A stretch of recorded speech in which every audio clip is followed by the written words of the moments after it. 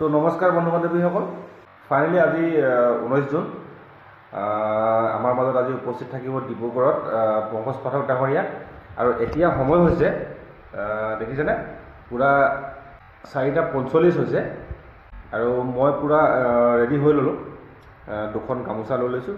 এতিয়া আমি ওলাই যাম ৰুমৰ পৰা আৰু গোটেই প্ৰচেছটো আপোনালোকক কেনেদৰে কি কৰিব লাগে বা কি কৰা যায় গোটেই আপোনালোকক মই প্ৰচেছটো দেখাই যাম। আপোনালোকে ভিডিঅ'টো শেষলৈকে চাব।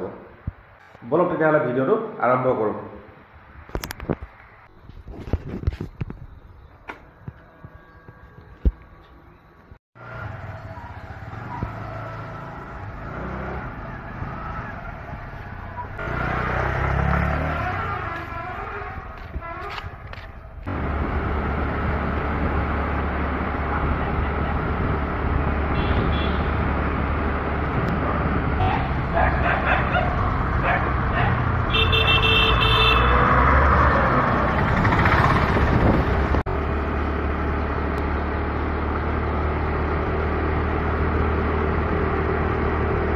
তো ফাইনেলি আমি আহি পালোহি চৌকিডিঙত থকা অসম সাহিত্য সভাৰ লক্ষ্মীনাথ বেজবৰুৱা ভৱন।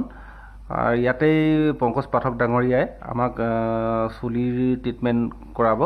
আৰু চাওকচোন, আমি গোটেই মানুহখিনি ইয়াতে বহি আছোঁ। ডিব্ৰুগড়ত যথেষ্ট টপা মানুহ আছে, আপোনালোকে দেখিব পাৰিছে। চাওকচোন, ইয়াত থকা প্ৰত্যেকজন ব্যক্তিৰ বাবেই পংকজ পাঠক ডাঙৰীয়া হৈ পৰিছে ভগৱান। লগাই 5 মিনিটত ধুই দিব লাগিব, 5 মিনিটৰ বেছি নাৰাখিব। লগাই ইফাল ঘূৰি নাথাকিব। লগাই আপোনাৰ চিধা হলৰ পৰা ওলাই যাব, ওলাই যায় ধুই ল'ব। আৰু ধোৱাৰ সময়ত ভালকৈ ধুব। এনেকৈ নহয় যে ইয়াতে মই অলপমান ধুইছোঁ বাকীখিনি ঘৰত ভালকৈ ধুম, তেনেকুৱা নকৰিব। ইয়াতে ধুনীয়াকৈ ধুই ল'ব। আৰু ধুই লগে লগে এল'ভেৰা জেল সানি ল'ব। ধুই লগে লগে মূৰত এল'ভেৰা জেল সানি ল'ব। যিখিনি জেগাত ঔষধ লগায় সেইখিনি জেগাত এল'ভেৰা জেল সানি ল'ব। আপোনালোকে আজি ঘৰত গৈ কাইলৈ ৰাতিপুৱা বা আজি গধূলি বহুতে দেখা পাব ইয়াতে ঘামচি নিচিনা ওলাব। পানী জ্বলা যে ফুটে তেনেকুৱা সৰু সৰু কৰি আহিব। এই ঘামচিবিলাক যেতিয়া হ'ব অলপ অলপ বিন্ধা বিন্ধি কৰিব। ৰঙা পেপাৰ এটা কৰিলে যেনেকুৱা লাগে তেনেকুৱা লাগিব।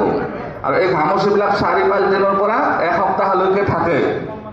এইটো এটা প্ৰচেছ হয়। ঘামচিবিলাক ওলোৱাটো এটা প্ৰচেছ হয়। এইটো কোনো ছাইড এফেক্ট বা ইনফেকশ্যন নহয়, এইটো নৰ্মেল প্ৰচেছ হয়। আমি যিটো ঔষধ লগাম, ঔষধ লগালে সেইটো ঘামচি নিচিনা ওলাবই।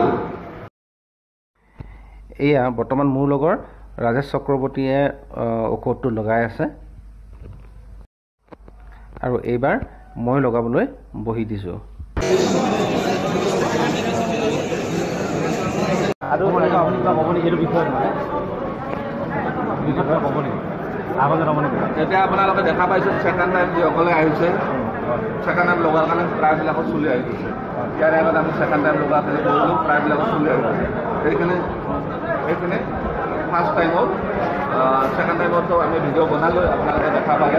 আৰু বহুত আহি আছে। এতিয়ালৈকে প্ৰায় আমি 700-800 মানুহ বিদায় দিলোঁ আৰু আহি আছে, অজস্ৰ মানুহ আহি আছে। ধন্যবাদ। সম্পূৰ্ণ নহয় তেতিয়ালৈকে আমি কামত সোমাব নোৱাৰোঁ।